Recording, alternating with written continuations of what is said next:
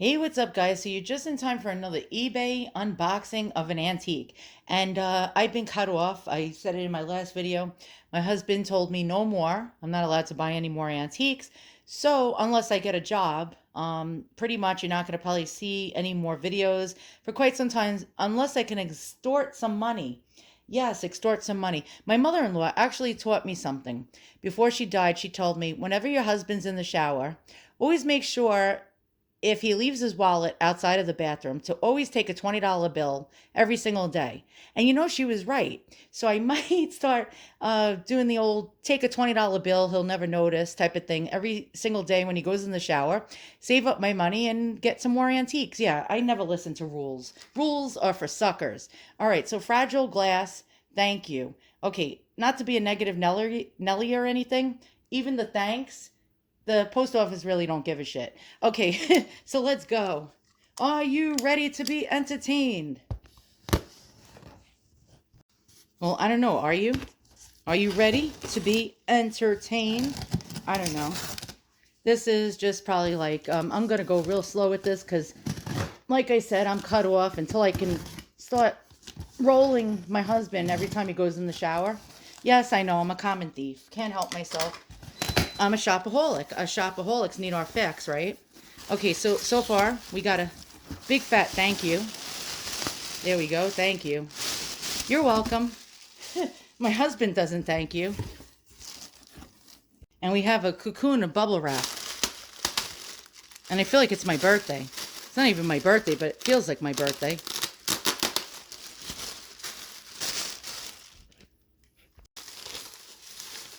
Oh my God. Getting this thing out is like, it's like asshole proof. Here we go. I'm hoping my husband takes a shower soon so I can get that $20 bill, y'all. That's right.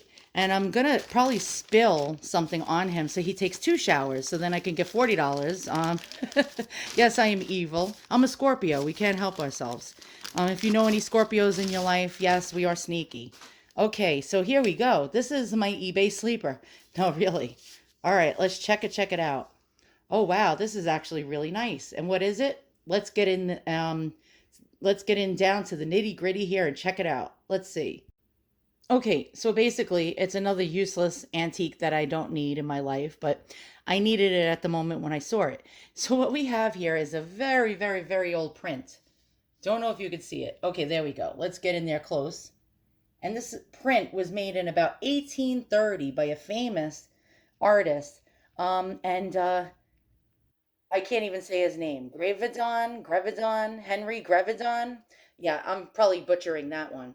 And okay, so this guy was like really, really, really well known for his prints, actually his paintings. Then he moved into lithographs, and this is almost like a fashion plate. And for those of you who don't know what a fashion plate is, um, around the 1830s, it got really popular. And women's fashion magazines really, really came on the scene and became really popular.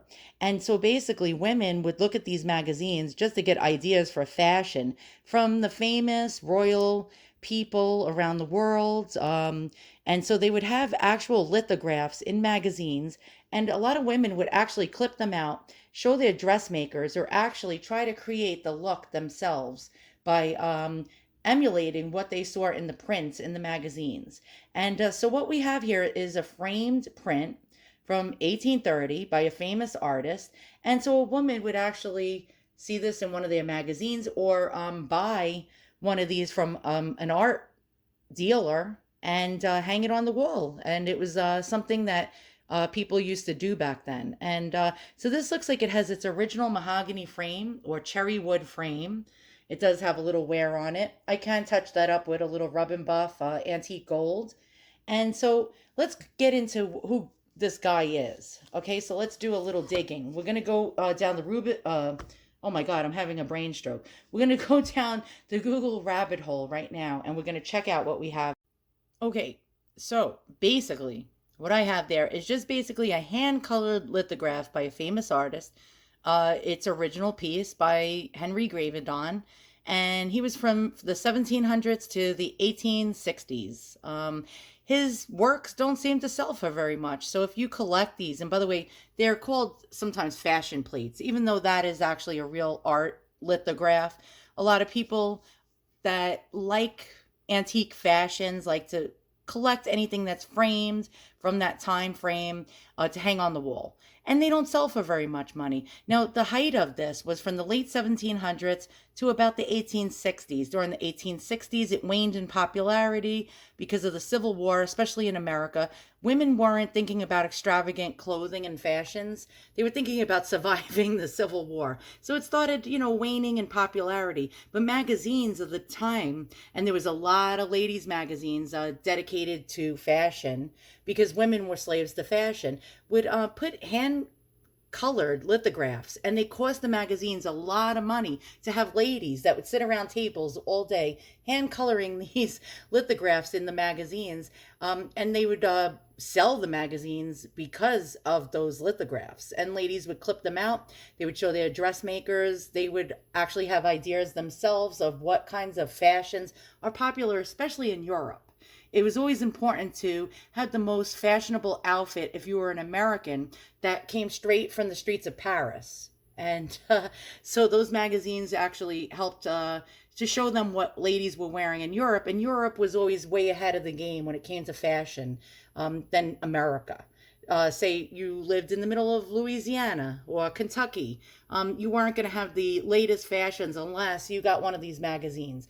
The magazines, actually, I don't know how they could afford to put such expensive things inside of them, but it sold them magazines, and there you have it. Okay, so here you go. Now, here's Henry Grevedon. Don't know if I'm pronouncing it right. I believe he was a French guy, and he had other names. It was Pierre Louis or Louis Gravedon, Henry Pierre Louis Gravedon. He was from 1776, I believe, to 1860 when he died. Most of the prints, the lithograph that are hand-colored prints that you will find. Now, he was an artist as well, where he painted on canvas, painted on all different type of mediums, but and then he turned to lithography, which was much cheaper. So he could sell his prints to the like art dealers, and get them mass produced and out there and sell more units, if you know what I mean. So that's what he did. He became known for his lithographs. Do you make money off of collecting his lithographs? No, the answer is no.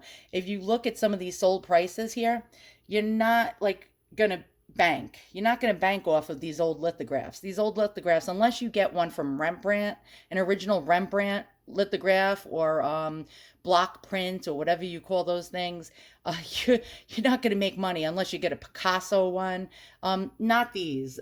Here's some of the sold prices, and here's the estimated values. For one here, 150 to 200 euros. Did it sell? We don't even know. Here's some other of his pieces. You can see they don't, really bank a lot of money or value. He did a lot of famous people of the day. Pretty much. Here's, it looks like My Lady, doesn't it? Very similar, just wearing a different outfit. And again, 200 to 300, but 8 of them. A suite of 8 portraits. Yeah.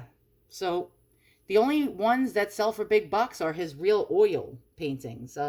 Here's an example, 2,500 to 4,000. Let's check out some other things. Here we go. Again, the 8 portraits that I was just showing you, it's showing you that they only sold for 150 euros, which is probably about 225 American dollars. Yeah, think twice if you're going to start investing in these. Here we go. Here's another example of Grevedon's lithograph, hand-colored in a frame. Yeah, you can see it has some damage. Sold for only $25.20. So if you're looking to sell these and to actually flip these on eBay, I wouldn't touch them with a 10-foot pole, to be quite honest with you. You're not going to get very much money for them. Here we go. This lot was passed. 4 of them framed and passed. So yeah, that's real crap. Here we go. This one sold for $150. That one actually is a really nice one. Really, really, actually very nice. Unframed. Here's another one. Being sold on eBay for $63.86. Unframed, but still, again, you're not going to break the bank. Definitely not. Here's another example being sold in a frame. So what did I pay for mine? 30 bucks. And then I ended up paying, oh my God, like $17 shipping. Then I had to pay another couple of dollars in tax, another like $3. I overpaid. So note to you guys, really, if you're looking for stuff to flip and you go to thrift stores and you go to, I don't know, flea markets and stuff like that, I wouldn't bother with these lithographs. Even if you get them framed, the frame is probably worth more than the actual lithograph, which is a shame for something that is from 1830. So there you go. I hope you learned something new today. I'm waiting for my husband to go into the shower. Maybe I'll end up with $100 to $140 by the end of the week so I could buy some more useless antiques to fuel my shopaholism. Thanks for watching.